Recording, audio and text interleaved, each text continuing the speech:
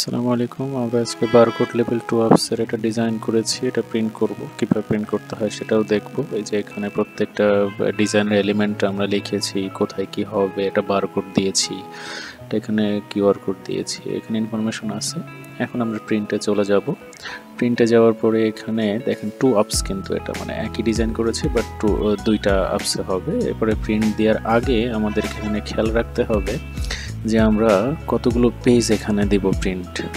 এখানে আমরা যতগুলো দিতে চাই সেগুলো সংখ্যাটা বসাবো নাম্বার অফ পেজে। দেখেন নাম্বার অফ পেজে এখানে বসাবো এখানে। এরপর এটার স্পিডটা মধ্যম দিব, একবারে লো না হাইও না, মাঝামাঝি একটা সংখ্যা এটা দিব আমরা। একইভাবে ডার্কনেসও। তারপর আমরা প্রিন্টারটা সিলেক্ট করব। এরপরে জাস্ট সব কিছুই কমপ্লিট, প্রিন্ট দিব।